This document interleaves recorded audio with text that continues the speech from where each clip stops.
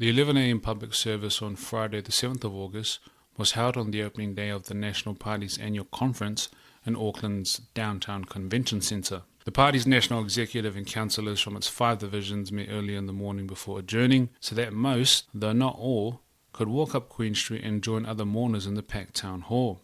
As Muldoon's body was carried in, the power failed, blacking out the town hall and forcing the choir and congregation to sing without the organ's accompaniment. After his daughter Barbara had read the lesson 1 Corinthians 13 on the primacy of love, and Sir Graham Latimer and Prime Minister Bolger had spoken, Dean Reimer in his eulogy emphasised Muldoon's Christian compassion for the poor, the weak, the powerless and the marginalised. That message was emphasised by the thousands of mourners, many of them elderly, who crowded in the back of the town hall or waited silently in the streets outside, and by the ferocious Black Power haka which erupted in Queen Street as Muldoon's coffin left for the cemetery at Remuera on the boundary of his Tamaki electorate. The haka had been organised by Dennis O'Reilly, who borrowed the airfare to fly back to attend the funeral from Melbourne, where he was an MBA student. Over 100 Black Power gang members representing every chapter in New Zealand took part in the haka. Among the floral tributes at the graveside was one from your sister Dame Whina Cooper, which read, "Farewell, farewell, farewell, farewell the ocean rock. You have been pounded by the great wave. Sleep your long sleep. You have arrived before our Father in heaven." The inscription carved on the tombstone read simply, "He loved his country." That is an excerpt from the authorised biography of the late Sir Robert Muldoon, which is called His Way by Barry Gustafson, who is a political scientist, historian and political biographer. Sir Robert Muldoon was Prime Minister of New Zealand from 1975 to 1984, continued as an MP until 1991, and then passed away shortly after in 1992. Barry was given the role to write a biography of Muldoon when Muldoon had read and was impressed by his biography of Michael Joseph Savage, who's a former Prime Minister of New Zealand. It took 10 years to write the book, and Barry was given extensive access to material by Muldoon, and he was also able to interview Muldoon over many years. Now, what I tend to do here is just present parts of the book I found interesting, so I won't be going through his life chronologically per se. And also, more importantly, the intention of this podcast is not to paint a certain picture of the man, but just to comment on what I found interesting from the book. So, in saying that, just to make things easier, I'm just going to be referring to Sir Robert Muldoon as Rob throughout this podcast. Okay, let's get straight into it. I just want to read an excerpt from the introduction that describes Rob. Many of those I interviewed had a narrow or partial relationship with him. Some were strongly subjective, sometimes understandably so, in their assessment of him. Nearly all agreed that he was very intelligent, had an astonishing memory, was able quickly and accurately to comprehend briefings, was decisive in making decisions, though if time permitted he could defer them for further consideration, was willing to listen to others' opinions even if he didn't accept them, was impeccably formal with his professional advisors, was totally loyal, indeed to a fault, to those who loyally supported him, was sympathetic and patient with the underdog, and was able to speak clearly, effectively, and with authority. Most also commented on his commitment to an independent public service, the long hours of intense work he put in year after year, and his independence and toughness in resisting pressure from powerful interest groups. There was also general agreement that he could be extremely brutal verbally when dealing with other politicians, national as well as Labour, and that he became increasingly preoccupied with the detailed management of government and short-term political tactics, neglecting broader and long-term interests to the detriment of both his party and the country. Now, so throughout this podcast, we'll hear more about his intelligence, his long hours of work. Surprisingly, I don't know if it's surprising, but he has a very deep sense of care for people. There are so many examples, and like to the point where he's sometimes even described as a socialist. And also we'll hear more examples of his brutality, how he has a very, if you were to go at him, he would bite back 10 times worse. And it'd be even worse if he had dirt on you, which we'll hear examples of throughout this podcast. Rob was born on the 15th of September 1921. And as a child, going into his teenage years, he was pretty much influenced by his grandma on politics. And also his ambition for politics was pretty evident at the time as well. And it's evident from the story by his cousin Laurie during a family holiday when they were kids. And this is what the author says. Sliding down the grassy slopes of Onitangi Oniko Palms during a holiday at Waiheke, The 12-year-old Rob told 10-year-old Laurie, "One day, I'm going to be Prime Minister."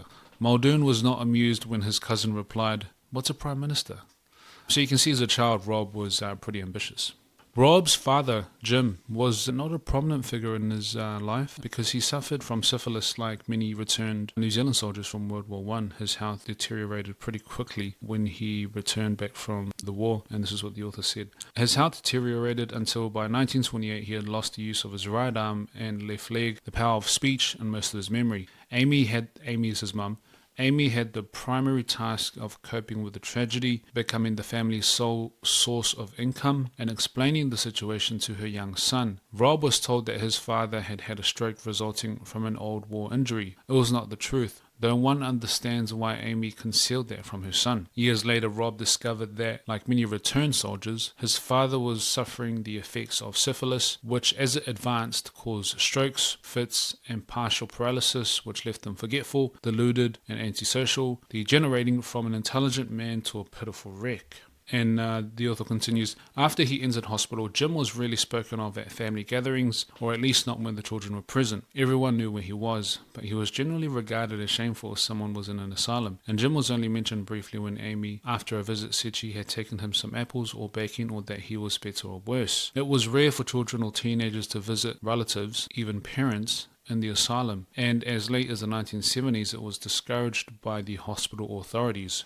Rob's cousin, Lawrence Brown, remembers at about the age of 12, when Rob was about 14, going to visit his Uncle Jim in hospital. At the time, Lawrence was attending Gladstone Road School near the asylum, and the children often used to give cheek to the loonies. His Uncle Jim, however, would come and speak to the children, and at that time, about 1935, his condition did not seem too bad. Amy visited her husband regularly until his death, as did her brother Wally and some neighbours, but Rob went less frequently as his father's condition deteriorated over the years, and most if not all the family saw his eventual death as a relief. That's pretty sad. Imagine what this does to the psyche of a young boy, an only child. And as you'll hear, this is going to contribute to Rob's style of protecting himself and attacking others during his political years.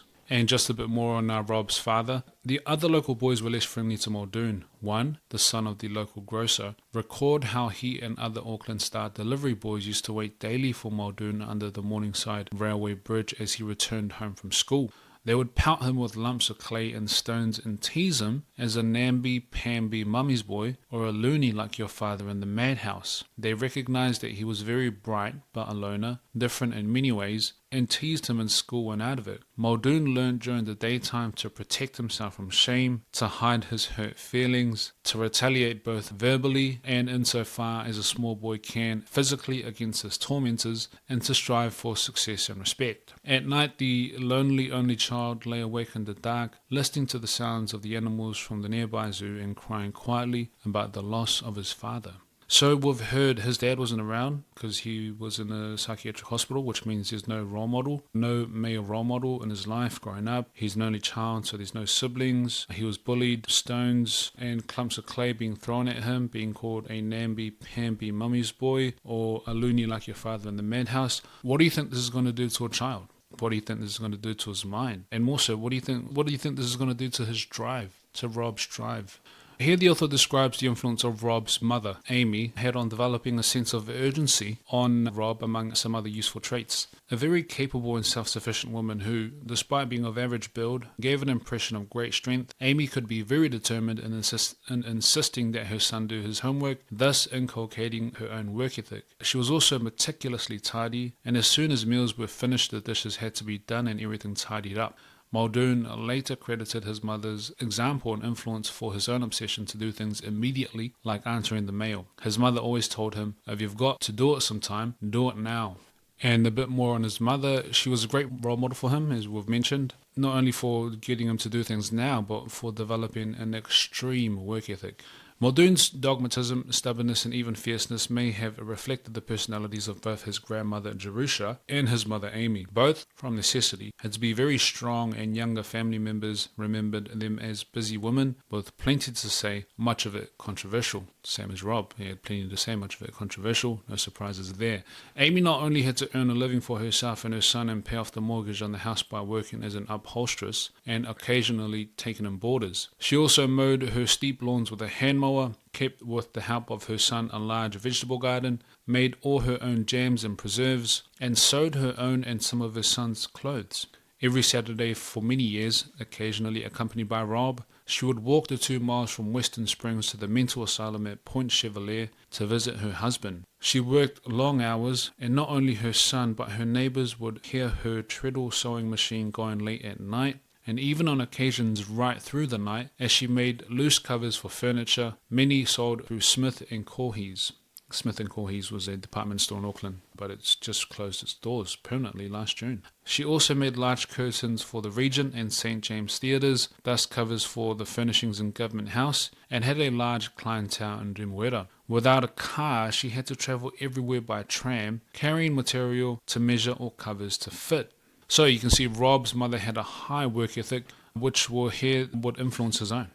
The author describes how Rob and 2 of his childhood friends spent their time. They were always looking for ways to make money. And so for context, this is during the Great Depression and the years following it. The 3 boys, Rob, Jack and Dick, collected shellfish from Point Chevalier Beach, blackberries from round the derelict Stone Jug pub opposite Western Springs, and watercress from Western Springs. They sold the watercress for foul food at a penny a bag. They ran messages for their parents, buying kumara from tattooed women who came by train from Helensville to Morningside to sell their produce. They rode on the back of Butchernan's bakery car and shoveled up the horse shit from the carrier's horses and from the racing stables over the back fence to be used as manure for their parents' large and productive vegetable gardens.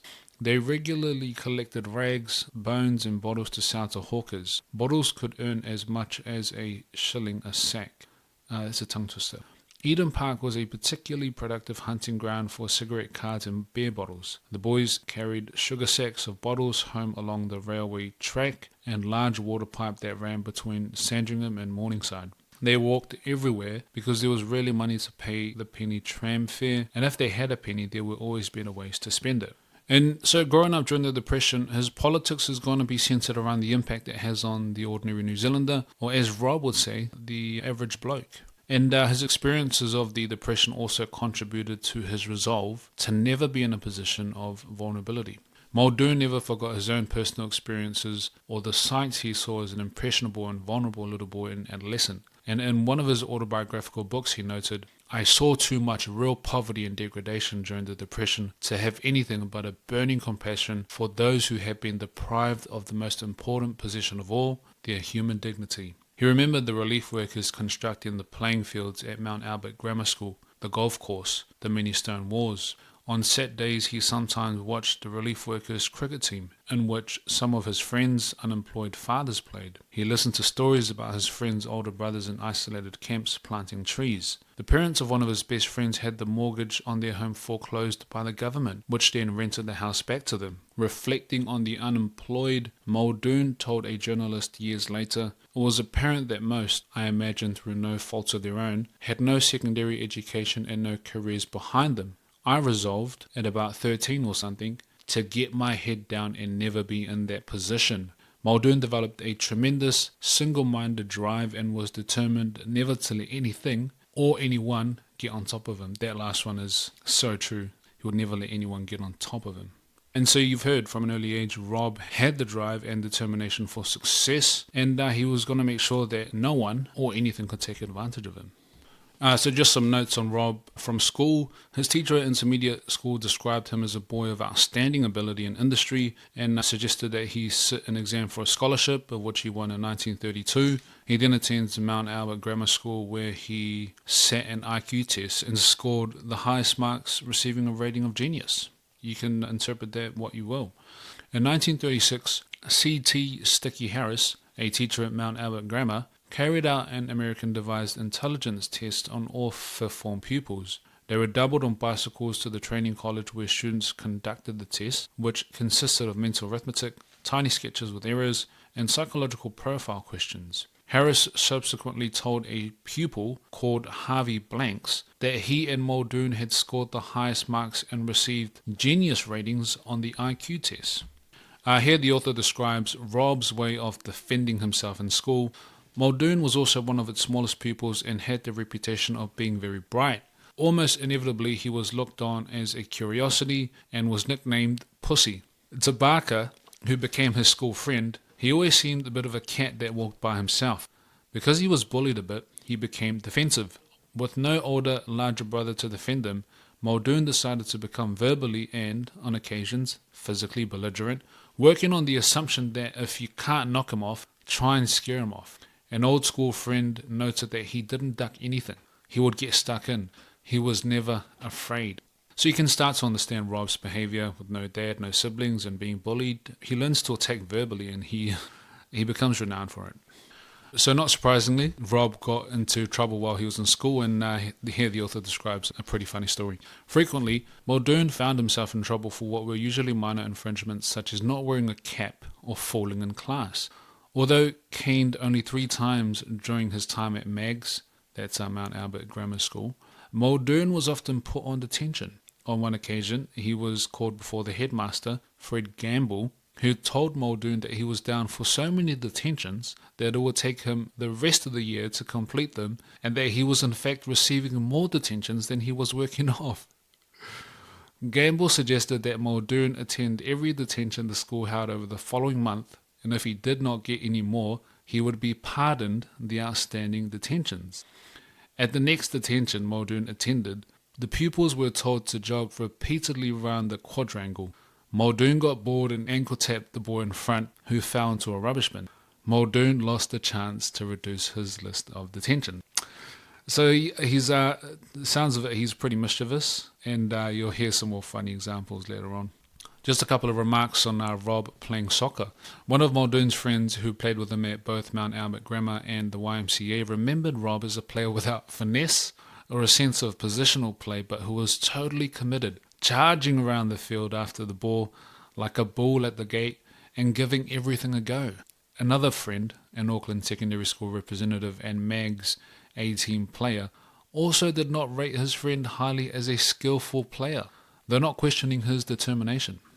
So Rob leaves school at 15 and he starts working to help his mum, because that's just her mum. Remember, his dad was in a psychiatric hospital, and this is what the author says. Muldoon never thought of going to university because I needed to get out to work to earn some money. This is Muldoon talking now. My mother was virtually the sole support of the family from about 1928 on. Although I could have stayed another year at Maggs and gone for university scholarship, getting a job was more important, and most accounting students at that time studied part-time.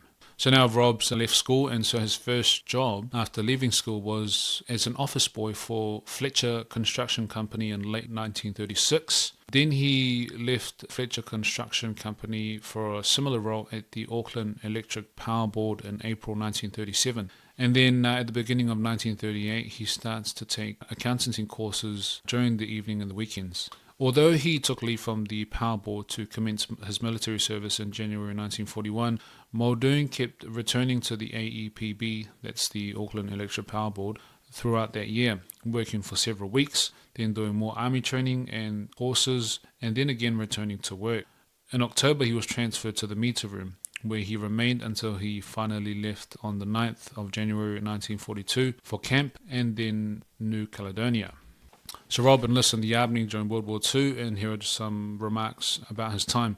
His friend from school and YMCA days, Bill Ada, was in the same battalion as Muldoon and remembered him as a quiet corporal who, unlike most, did not throw his weight around or appear to like or fit well into military life. Muldoon was quite prepared to admit that at times he was frightened, that he kept his head down when less cautious people around him were being shot, and that on one occasion soldiers advancing and noticing that he was being left behind at the bottom of the trench checked to see where he had been hit, and to their disgust found he was asleep. On another occasion, while cleaning his Tommy gun in Italy, he shot himself through his trousers, scarring his hip. As he recognized himself, had the wound been more serious, no one would have believed it was not a self-inflicted wound. So after the war, Rob moved to London to study and gain work experience in accounting. His spare time was spent in preparing for exams administered by the Institute of Cost and Works Accountants. And after 6 months, he passed the intermediate cost accounting exam, and then after 12 months, in December 1946, he passes the final exam. He actually comes out on top on the final exam, where he's awarded the Leverhulme Prize. I'm not pronouncing that properly. And he was the first overseas student to do so. And this is what the author says about that. The Leverhulme Prize had been founded in 1933 to honour Lord Leverhulme's presidency of the Institute of Cost and Works Accountants from 1919, when it was founded, until 1925, and was awarded to the best paper in costing in the Institute's final exam. Okay, so he comes back to New Zealand in 1947, and after going back to his job at the Auckland Electric Power Board, he leaves and he starts work at an accountancy firm called Kendon Mills as the chief clerk or clerk. Within 3 years, he becomes a partner in 3 years. And here the author describes a funny story of how Rob could be mischievous. Muldoon constantly joked with or played jokes on the staff. When a new office girl, for example, brought him a cup of tea on her first day, Muldoon in a gruff voice barked, "What's the meaning of this? You brought me a left-handed cup of tea. I'm right-handed." The girl was so startled she jumped and tipped the cup of hot tea right down his front. On another occasion, he convinced a naive young office worker that corned mutton came from Waiheke because the sheep on the island drank salt water. In 1947, Rob joined the Mount Albert branch of the Junior Nats organisation, and I just want to relay a funny story about a game the Junior Nats used to play when Rob was a member. The Junior Nats even had rather childish games evenings. Muldoon's favourite game was one in which everyone sat in a circle on the floor and in turns threw dice. Whoever got an agreed score had to put on a hat, belt, tie and gloves, and then with a knife and fork eat a frozen block of chocolate. They had to stop when the next person threw the correct number and pass everything over to them.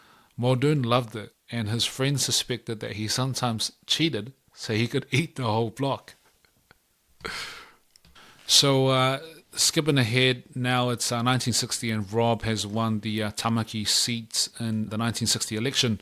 And here the author describes the pressures Muldoon came under after becoming an MP, not only financial pressures, but harassment as well. MPs were also not particularly well paid at that time and had many demands made on them. Muldoon worried about the financial sacrifice he and his family would be making by his going into Parliament. The family also came under other pressures. As a section of the public became very anti-Muldoon, so the pressure on the family grew.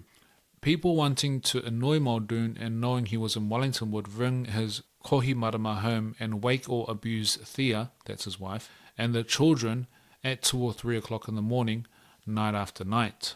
And so they're facing a lot of pressure, and his daughters, the author here describes how they had to find ways to cope with the effects of their father not only being a politician, but a hated politician. All 3 of the children suffered because of their father's reputation and got into squabbles at school over things they were not responsible for and about which they knew nothing. The children eventually developed strategies to cope. Barbara, a nurse, for example, deliberately used to lose her name badge, and when asked by patients in her ward if she was related to Muldoon, used to reply, "No, my father is an accountant." Jennifer, who became a clothing designer, as a teenager called herself Jenny Roberts in an attempt to avoid having to listen to others' opinions about or having to discuss her father. In 1965, as Under Secretary to Keith Holyoake, the 26th Prime Minister of New Zealand, Rob received a US State Department Foreign Leader grant to spend 3 months in the US travelling and studying topics of his choosing, and here's a summary of his time. During his visit, Muldoon developed or confirmed a number of generalized views on the United States, which he later recorded in The Rise and Fall of a Young Turk. I think that's his first autobiography. He chided his Treasury guide on the number of US presidents who had been assassinated, described US culture as mush, which made Americans emotionally immature and warped, argued that the US political system formulated 200 years ago is totally unsuited to the modern world and is hopelessly corrupt, and concluded that it is almost impossible to be a successful politician in the US and remain an honorable man. Although he conceded that the ordinary American is a warm, friendly person, he deplored the fact that so many things have an overlay of insincerity. Muldoon believed that the United States exhibited all the classical symptoms of the decline of a civilization. These were not generalizations about the United States which one expected to hear from a National Party politician at the time. Interesting to hear that Rob in 1965 believed the US exhibited all the classical symptoms of the decline of a civilization. He said that in 1965. Here are some remarks on Rob's inability to admit fault and apologize. It also became obvious to his advisors that Muldoon found it difficult to admit a mistake or apologize for his behavior by saying so. But he could indicate his regret, and if he had been particularly rude or unreasonable in imposing his view, officials to whom he owed an apology would often send him their pet project for approval the following day, confident he would indicate his remorse by approving it. So his inability to admit fault and apologize, to me that just sounds like it's just related to his childhood. So now we're in 1967, and Rob gets promoted to Minister of Finance when Harry Lake, who was the Minister of Finance at the time, died of a heart attack. And so during this time, Rob makes a few comments about his views on the welfare state and thinking in terms of people. When I mentioned in the intro that he has a deep sense of care for people, here's the first of one of many examples. And the author says, Muldoon's early public comments as Minister of Finance did not reveal a particularly right-wing stance. He argued, for example, that a person who is unemployed is not just a statistic, and some theoretical economists fail to realize that economics are people, not just a lot of words and ideas in books. We must think in terms of people. On Social Security, he observed, the welfare state, in my view, has been used as a term of opprobrium. And I had to look that up, and opprobrium means harsh criticism or censure. So I'll start that again. On Social Security, he observed, the welfare state, in my view, has been used as the term of opprobrium, more often than it should have been. In its best form, it is a good thing, and it will be retained with the idea of putting a floor under people, not a ceiling above which they can't rise, a floor under the population. It's a really interesting perspective. The welfare state is going to be retained with the idea of putting a floor under people, not a ceiling above which they can't rise.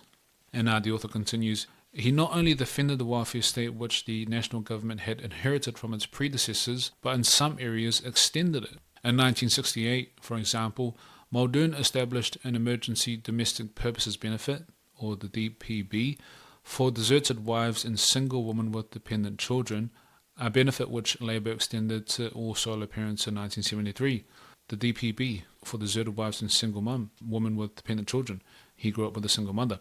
And the author continues, this went beyond Muldoon's original intention. While National was critical of the extension, it did not make it a major issue, but in 1976 set up a review committee.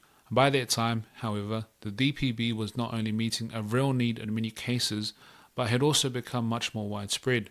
Muldoon subsequently felt justified in retaining the benefit despite its increasing cost, partly because he believed that if someone needs help, they'll get it, and partly because he tried never to antagonize a lot of people. It was not good politics to take away from people something they've already got and which they valued. By the 1980s, he saw the DPB as being an alternative unemployment benefit for women, many of whom he thought would be only too happy to go off it if they could get a job. Some remarks on Rob's dislike of wasting time and also his patience with those less fortunate. He understandably disliked wasting time. He had no patience with sycophancy. And sycophancy means just essentially being a suck-up or a teacher's pet who uses fake praise to get what they want from a boss or a leader. So I'll start that again. He had no patience with sycophancy or small talk and was not at ease in social gatherings where he was expected to backslap, handshake, cheerily greet and casually chat with strangers. An exception to this were the poor, powerless, aged, or uneducated with whom from time to time he came in contact as an MP. With these people he was invariably courteous, patient, and kind. So we're starting to see a pattern here. There's genuine concern for those less fortunate. Here's Rob's view on public servants and what his expectations of them were, and on the fact that some of them he was working with were not National supporters, meaning they were Labour supporters. Politicians and senior civil servants he expected to perform well, and so although very demanding of them, he rarely if ever complimented or thanked them. He reserved his comments for those who fell below his expectation of competence, and the less efficient became justifiably scared of Muldoon. He never regarded public servants as friends, but simply as professional officials doing their job, and the fact that some of those closest to him, he assumed with some justification, were Labour supporters he regarded as completely irrelevant. They were totally professional and good at their jobs, and to Muldoon, that was all that mattered. Their private political beliefs and loyalties were their own business. Here's a story about an incident where an opposition MP commented on Rob's wife in Parliament. From time to time, Muldoon's self-control slipped somewhat. In December 1968, for example, he was incensed by a relatively minor incident in Parliament. Thea, that's his wife, Thea had acquired a stray cat called Tibby, and when a newspaper reporter from the Auckland Star interviewed her on her views on the family budget and inflation, she commented that because of the extra cost of feeding the cat, she had asked her husband for an increase in housekeeping.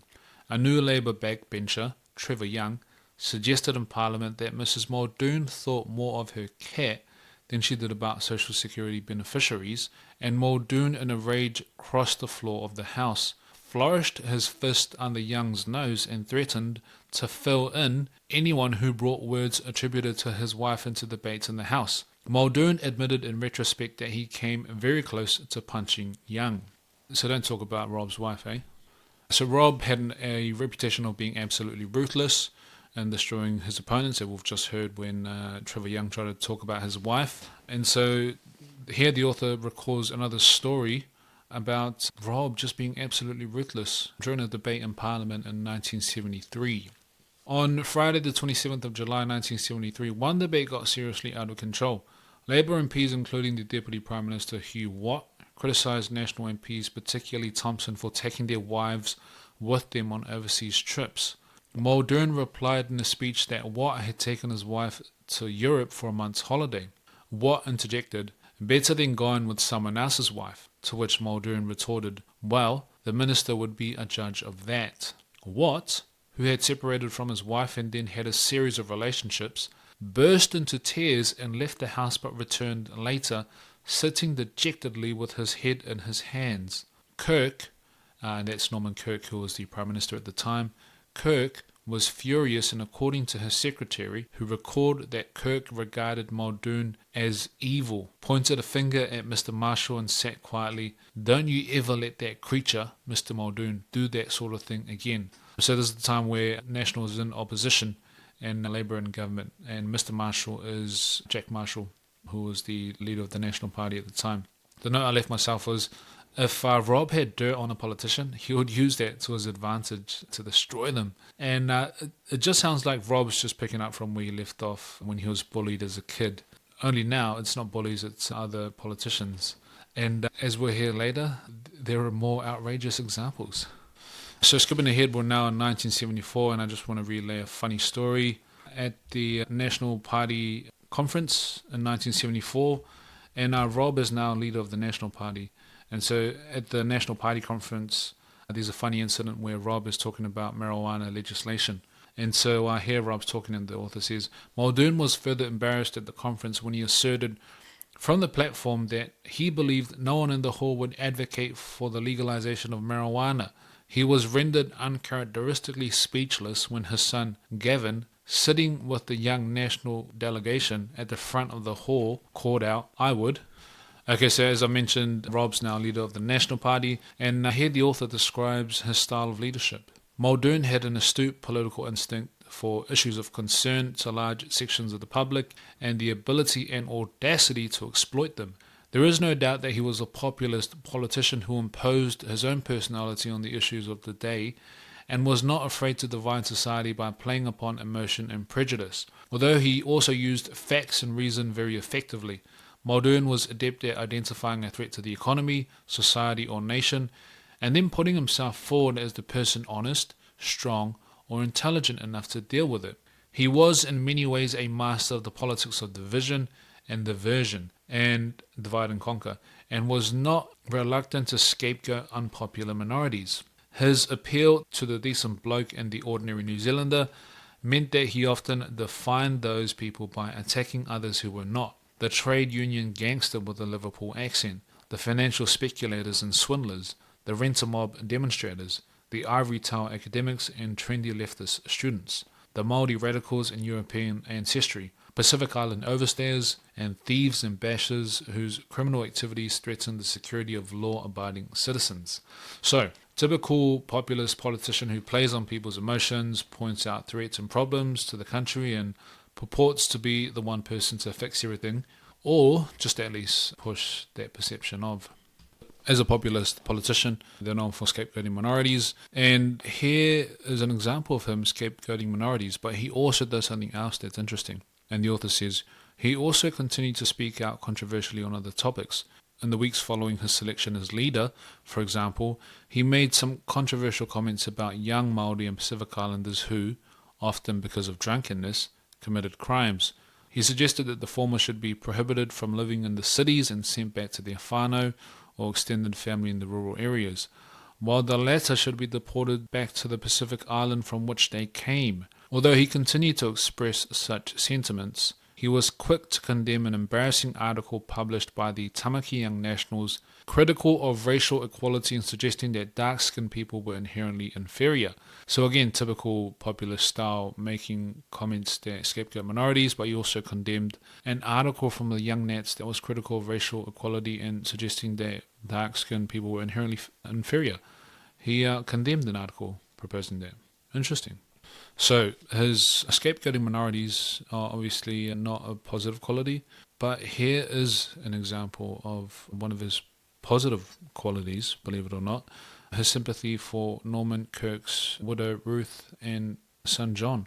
And so Norman Kirk was Prime Minister of New Zealand after winning the 1972 election, but he died while in office in 1974. And so here we see Rob, following Norman Kirk's death, came to the defense of John and also advocated for an increase of Ruth's pension. And this is what the author says. Muldoon sometimes did regret his off-the-cuff quips, and particularly in hindsight, one made at Kirk's expense. At a meeting when Kirk was in a public hospital for a varicose vein operation, Muldoon told him to get better quickly because a pensioner needed his bed. 6 months later, when Kirk returned to hospital and died, on the 31st of August 1974, journalists and political opponents accused Muldoon of having callously attacked a dying man. Subsequently, however, Muldoon was very supportive of Kirk's widow and son.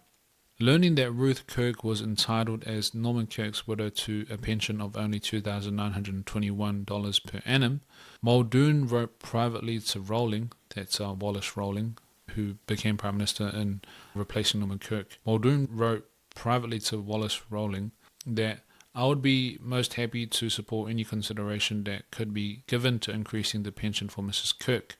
The annuity was raised to $5,422.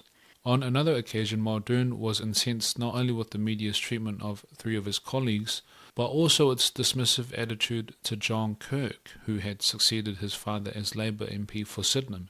In October 1975, Muldoon wrote to R.G. Collins, the chairman of the board of TV1, taking a strong exception to a 7 days current affairs program in which his friends Gill, Schultz and Walker were named as the three worst national MPs in Parliament, and John Kirk, who had replaced his father a year before, was similarly dismissed on the Labour side.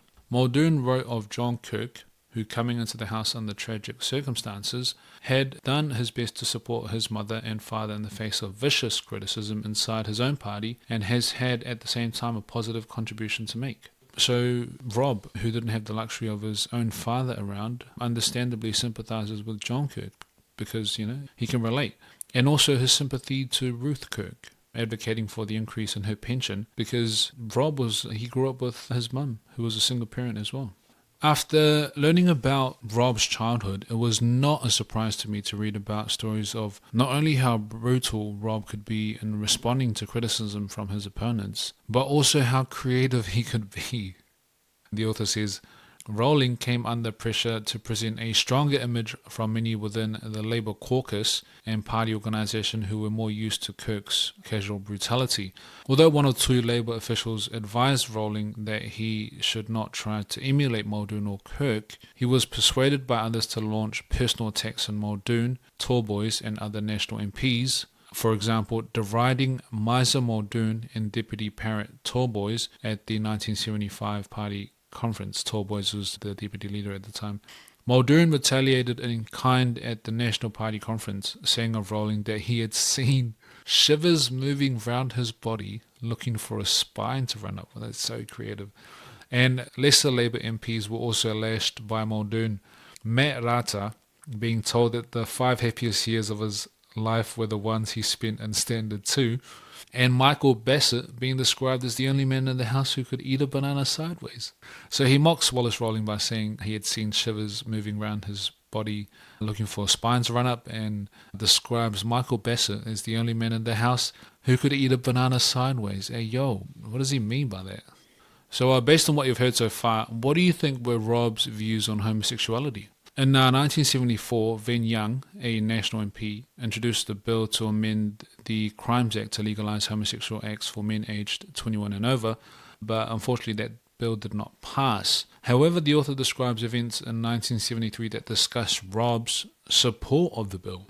And the author says, when homosexual law reform was discussed in the National Party caucus in August 1973, Holyoake, that's Keith Holyoake, who noted that he had always been against reform, tried to have the matter referred to a committee of inquiry, thus delaying both the reform and the requirement that MPs might have to vote on the matter. Muldoon opposed such a strategy and moved that MPs should have a free vote on any such proposed legislation, and a show of hands revealed he had the support of a majority of caucus. And when the author says free vote, I think he means conscience vote, meaning that you don't have to vote along party lines.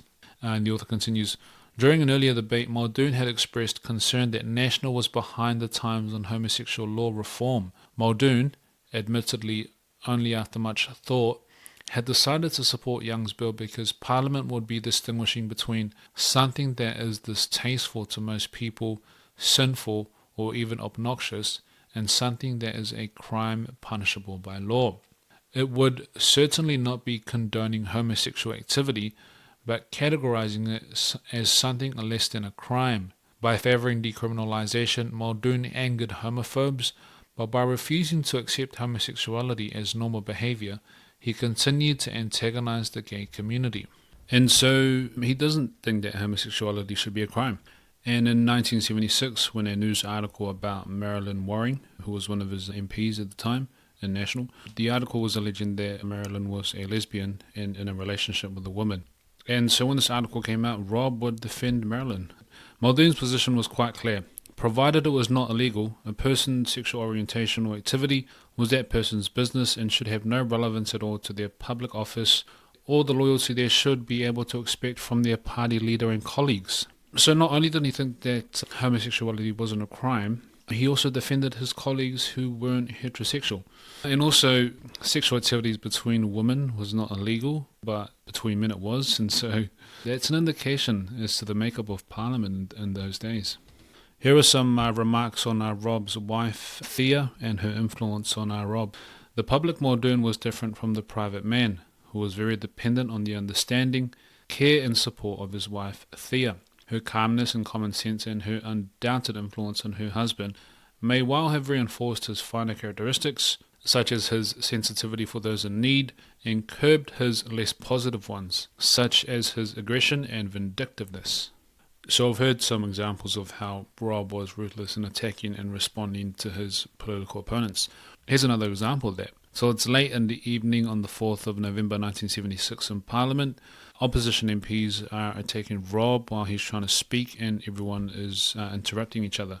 And just for context, National's now in government, and Rob is the Prime Minister. And so the author says, in the midst of a barrage of Labour interjections, the Labour MP Frank Rogers laughed. Muldoon, who thought the laughter came from Colin Moyle, remarked, I shall forgive the effeminate giggles of the member for Mangere, because I know his background. An understandably angry Moyle, in return, descended to personalities responding, would it be in order to accuse the Prime Minister of being a member of an accountancy firm that did things that were dishonest? To that Muldoon, who had been drinking earlier in the evening and was perhaps even more belligerent than usual, replied, it would be in order, if it is in order, for me to accuse the member for Mangere of being picked up by the police for homosexual activity. Not only Moyle and his Labour colleagues were devastated by Muldoon's implication, so were some National MPs. The speaker forced both Moyle and Muldoon to withdraw their remarks and apologize. So at the time, this incident was a big deal, and the author goes into depth on this incident in the book, but I'm not going to go into depth here, but I just want to highlight another example of how Rob, a lot of the time, hit below the belt, especially after he'd been drinking, which was often. Guys drinking on the job. So in the intro, we heard that the Black Power gang were at Rob's funeral where they performed the haka, and so I was surprised to read about Rob's relationship with them. Through Dennis O'Reilly, who was a patched Black Power member but also a social worker, was in frequent meetings with Rob about the gangs, and here the author describes how Dennis and Rob discussed possible solutions. While recognizing that some gang members were evil, O'Reilly took the view, which was shared by Muldoon, that many others could have their attitudes and behavior changed and be integrated into society if they were provided with work, an income, an education, a family home, and pride in their traditional culture. The marae, sports clubs, and work trusts could be used to provide bridges between the gang members and the authorities and community. The note I left myself is that what's a Conservative Party Prime Minister in the 70s doing meeting with gangs to try and find solutions to the gang problem? Definitely unheard of at the time, and probably even more so nowadays. And here's how deep that relationship was between Rob and the Black Power. On one occasion, accompanied by Gavin, and Gavin is referring to Bernard Gavin, who was the Treasury Secretary at the time. So I'll start that again. On one occasion, accompanied by Gavin, Muldoon spent an afternoon visiting gang members who were working for the Te Kaha Trust, organised by O'Reilly at sites around Wellington. Later that evening, he met a group of 20 or 30 Black Power members at the Royal Tiger Tavern. The Prime Minister, whose small stature meant that he was largely obscured among the Māori gang members, put some money on the bar and for several hours chatted with them over rounds of beer. Eventually, the management became nervous, closed the bar and called the police. When Gavin met the police and told them that there was no problem and Muldoon was present, the police refused to believe him until the Prime Minister himself pushed through the throng and asked them what they wanted. The police asked the Prime Minister and the gang members to leave, and as Muldoon recalled, to save trouble, we all went up to a house where some of them were living, and we had our drinks and discussions there. At the house in Elizabeth Street, the party became very lively. One cheeky young gang member kept flicking beer from the top of his glass at the Prime Minister. Everyone was watching, but Muldoon ignored his tormentor until he had almost finished a glass of whiskey, when he suddenly threw the dregs into the young man's face and burst out laughing. According to O'Reilly, everyone was impressed at the way Muldoon dealt with the incident.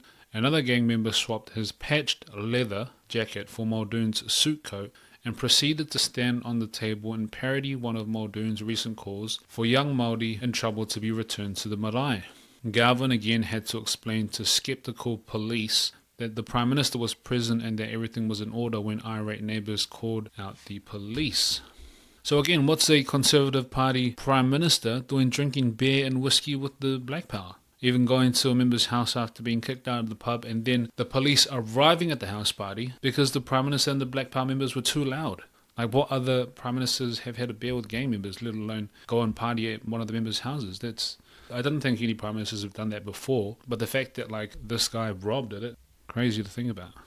From time to time, Rob's speeches would get him in trouble, even with other foreign leaders. And in two speeches in 1977, Rob was talking about US President Jimmy Carter, referring to him as a peanut farmer from Georgia. He also said some not so nice things about his siblings, calling his brother a beer-drinking petrol station attendant and his sister a peripatetic evangelist. Peripatetic means traveling from place to place, in particular working or based in various places for relatively short periods. After those comments, the US officials cancelled his visit he was to make that year, but after some negotiations between New Zealand and US officials at Rob's request for the US officials to reconsider, his visit was postponed, and so he would eventually visit the US in November of that year. And this is what the author says about that. The State Department arranged for him as part of his official itinerary, however, to visit a peanut farm and nut packing factory in Carter's home state of Georgia, so that Muldoon would be left in no doubt that the president was associated with a highly developed and lucrative big business and had not been a small, backwoods dirt farmer. When Muldoon gave Carter a copy of his second autobiography, Muldoon, at a 2.5-hour meeting at the White House, Carter passed over a copy of his book, Why Not the Best, and a pair of peanut cufflinks. So no surprise to anyone that Rob said some outrageous things during his time in politics that even offended the US president.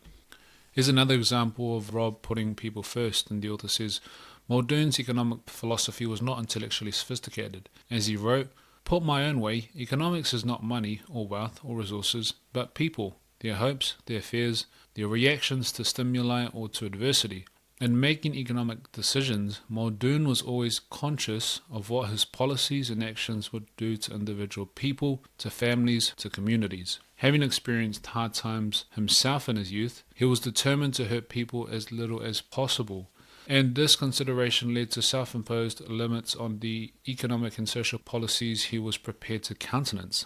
It was a humane approach to government which he shared with many others of his generation, both National and Labour. The public interest was the concern of government, and that prevented him pursuing free market or anti-state policies which would create a laissez-faire economy in which only the fittest or more fortunate would prosper, or which would cut back the welfare state from social security in time of need to a mean-spirited minimal charity. And laissez-faire means it's the policy of leaving things to take their own course without interfering. And so again, another example of Rob's commitment to people, which, as we've heard, it stems from his experience growing up. In 1981, despite calls from the New Zealand government to the NZRFU to call off the Springboks tour of New Zealand, the tour went ahead anyway. This was because most countries were punishing apartheid South Africa by preventing sporting contact. And so Rob tried to persuade the NZRFU to stop the tour, but did not go as far to use state powers to stop it. This was due to an election promise he made to not interfere with sporting tours to New Zealand, as when Norman Kirk, as Prime Minister, broke an election promise in 1972, cancelled the Springbok tour of 1973. Rob also justified his decision not to interfere by pointing out that New Zealand respected individual rights and the rule of law, but it seems that he believed Norman Kirk's interference in cancelling the 1973 tour was a major contribution that cost Labour the election in 1975, and he was not to repeat that mistake. And here the author describes a story where Rob sent the head of the Prime Minister's department at the time, Gerald Hensley, to the NZRFU to persuade them to call off the tour. In May, Muldoon sent Hensley to explain to the rugby union the consequences of their going ahead with the Springbok tour. When Hensley returned to the Prime Minister's 9th floor office in the Beehive and told Muldoon that the tour was going ahead, Muldoon sat for a long time with his head in his hands. Finally, in a sombre mood, which Hensley never again saw him in, the Prime Minister said through his hands without lifting his head, "I can see nothing but trouble coming from this." Until that moment, Hensley believed the Prime Minister genuinely hoped and indeed expected that the rugby union would make the right decision and call off the tour. There was no way, however, that Muldoon was going to break an election promise and, like Kirk, order the rugby union to do so. So the tour goes ahead, and much of the protest of many nations, many African nations and many New Zealanders, to the point where when the All Blacks in South Africa played at Hamilton, there was a group of about maybe 100 or so protested, broke down a fence and ran onto the pitch. And so there were police trying to get them off, but they couldn't, and so they eventually called off that game. And then when protesters were being brought off the field, there are video clips of just a crowd just chucking beer bottles and whatever they could at the protesters. And I watched interviews of protesters who were at the game. A photographer who was at the game afterwards could just remember hearing that spectators were looking for protesters to beat up. So it was really controversial that the tour went ahead and it really split the nation, and not a pretty part of New Zealand's history. Here's another example of Rob's sense of care for people, even to the concern of his caucus colleagues. Much of the intervention was also arrogant in manner, although Muldoon was more sensitive in dealing with the poor and the powerless than he was with many of National's traditional supporters. Many of Muldoon's caucus colleagues saw as one of his flaws his terribly soft spot for people and sense for the underdog, which made him always weigh up the lives of those he was affecting when considering economic policies and actions. They saw this as genuine concern, not political cynicism or worry about losing votes. Indeed, Muldoon often seemed to realize that his concern for the unemployed, the welfare beneficiary, the low-paid family, the aged, and the Māori, most of whom did not and would not vote National, cost him support from wealthier sections of the community who traditionally did. So his sense of care for people, for the less fortunate, has his colleagues calling him soft and costing him support from wealthier sections of the community. Here's a story about Rob at a party at Bob Jones's house. And Bob Jones was a rich property investor in New Zealand. The story goes, Muldoon had been a guest at dinners and parties on 3 or 4 occasions between 1972 and 1982 at Jones's home, including a memorable 1974 Christmas party. As Jones records it, Muldoon chased Jones's Labour activist sister, who had been taunting him all night, outside and around the house. Then suddenly there was silence. Other guests on the investigation found her drowning him, now without most of his clothes, in the shallow end of the swimming pool, and pulled my sister off Rob, who spluttered to the surface, whereupon some 30 of the other prominent guests also dived into the pool. And in an interview I watched, Bob Jones recalls the story and says that Rob was naked in his birthday suit. And the interviewer says that there is no doubt that Rob was drunk, naked, and amorous. That documentary is called The Grim Face of Power, which is, I would say, probably one-sided. It's probably a one-sided documentary of Rob Muldoon's time in politics. Rob had a drinking problem, which is also not news to anyone, and that drinking problem led to severe health problems. And here the author describes a story of how his secretary at the time worried about his drinking. Never one for confiding in or trusting others, he now seemed even less so, and he appeared to have lost sight of himself and his ideals. Moet, that's the last name of his secretary, Moet sadly recalled, in hindsight, that she didn't like what Muldoon had become. She was also worried about his drinking, which she thought had started to become a problem first in about 1974. Shortly after returning to his office in 1981, Moet gave Muldoon a whiskey at an office party. Muldoon said it was not strong enough and asked for another. When Moet refused on the grounds that Muldoon had to go back into the house, he got someone else to refill his glass. So Rob would be drinking, and then he'd sit in the house, essentially just drinking on the job. Apparently, Rob liked to meet his own costs. So the author says, unlike most other politicians, Muldoon had always chosen to meet his own costs rather than ask for the Crown to pay them. When, as frequently happened, he lost, and I think that when it says he lost, it means his court cases. When, as frequently happened, he lost, he paid all the damages and costs personally. When, as usual, he won, he donated the balance after deducting legal fees for charity. For example, in 1979, he claimed $40,000 against the Listener for a Tom Scott article blaming Muldoon for the collapse of the Public Service Investment Society, and, after settling out of court for an apology, correction, and $12,000, Muldoon had paid $3,500 of that to his lawyers and gave the remaining $8,500 to the Salvation Army for work with needy children. And here are some other examples of his charitable work. He collected and dispatched thousands of new and second-hand books to a high school in the Samoan village of Siumu after a visit to it. He shared the stage with Diamond Lil, Max Cryer, Gary McCormick, and others at a Rain Aid concert in the Auckland Town Hall, which raised $7,000 for victims of an East Coast storm. He was Santa Claus at both the Children's Party at Auckland's Mercy Hospital and Wellington's Black Power Marae. Until his death, Muldoon retained a close connection with Wellington's Black Power gang, acting as patron and advisor, particularly encouraging their work schemes and better care of women and children associated with gang members. Now, also, just a note, I didn't know this, but on the 18th of March 1981, at the Beehive, Rob was given a formal Samoan title of Makai. Moving along, Rob was also a stage performer, performing in the Rocky Horror Show. And the author says, most surprising to many people was Muldoon agreeing to do 10 performances in July 1986 as the narrator in the raunchy Rocky Horror Show, dancing the time warp with seductively underdressed girls and transvestites. The 13,000 people who saw Muldoon perform at His Majesty's Theatre in Auckland found him a little unsure of his lines of movements at first, but by the last night he had gained in confidence, was enjoying the humour of the occasion, and was getting thunderous ovations for his attempts at a pelvic thrust. Sir Robert Muldoon getting thunderous ovations for his attempts at a pelvic thrust. Good man. Rob Muldoon had an interest in gardening. The author says, on the 16th of December 1984, Muldoon commenced broadcasting weekly for 3 hours from 3 p.m. to 6 p.m. on Sundays over Radio Pacific. His talk show was called Lilies and Other Things, and while most of Muldoon's guests and callers discussed politics and the economy, he also dealt regularly with gardening and various social topics. Muldoon usually had a guest for the middle hour. Each year, with the help of his grandchildren, he posted out free lily seeds to over 1,000 listeners who sent him stamped addressed envelopes. So you've heard that Rob's pretty witty and he's a bit of a joker. Here's another story of that. He also served on a number of parliamentary committees, one of which was examining whether New Zealand should purchase Australian, Dutch or Danish frigates. He listened carefully while an Australian admiral and various officials explained the reasons for buying Australia.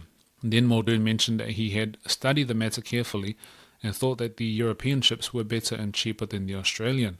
The admiral replied that, even if there were, Northern Hemisphere ships were not made for Southern Hemisphere conditions where the seas had longer waves. After a moment's consideration, Muldoon asked, "Are you saying that Captain Cook came here in an unsuitable ship?" When the laughter died away, the Australians had considerable difficulty regaining the initiative. Rob rejected the hidden hand theory, and the hidden hand theory is an idea which was originally formulated by the so-called father of economics, Adam Smith, that says that individual people make their decisions solely on the basis of self-interest and greed in an automatically operating market. And Rob gives an example as to why he rejects the theory in a speech to the Wellington North Rotary Club, and this is what he says. "I am the chairman of a trust on the North Shore which runs a home care and a day care service for the terminally ill, and we are busily raising money for a live-in hospice. There is no hidden hand motivating the nurses who spend their days, their nights and their weekends smoothing the way for the terminally ill, counseling and consoling the relatives, and inevitably losing all of their patients sooner or later." Skipping ahead, it's 1991 and Rob is in poor health and he's being pressured from his wife Thea to resign from Parliament. Further pressure on Muldoon to resign came from his wife. Thea had become depressed by the constant stream of sad and frightened people who rang the Muldoon home seeking advice and reassurance, and she was also concerned that her husband's health was not being helped by his continued life as an MP.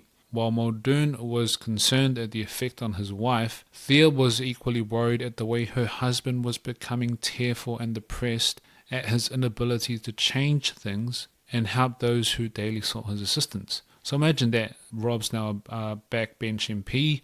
His wife Thea was worried at the way her husband was becoming tearful and depressed at his inability to change things and help those who daily sought his assistance. So Rob formally retires and he delivers his valedictory speech to Parliament on the 17th of December 1991, where he mentions a funny story. And the author says, he ended with a quip at his own expense. A nurse from Tauranga walking down Pitt Street in Auckland met Muldoon and thought she knew him. Muldoon doubted it, but said, "My name's Muldoon." She had replied, "You're not related to that bastard in Parliament, are you?" As the listening MPs laughed, Muldoon said, "And on that salutary note, Mr. Speaker, I say goodbye," and sat down.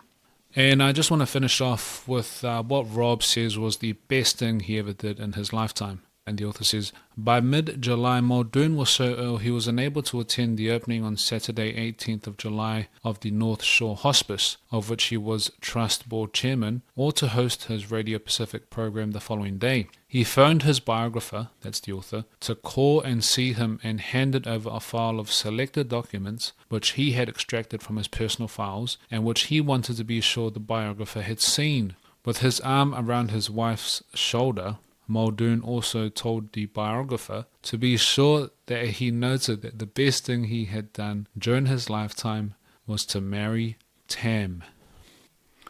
Hey, thanks for listening. You can, just a few notes, you can support this podcast by following and rating it on Spotify and Apple Podcasts. You can like and subscribe on YouTube, and I'm also going to be creating an Instagram page as well. And also, you can also support by just leaving your feedback on all of these platforms. I really appreciate it, and I'll talk soon.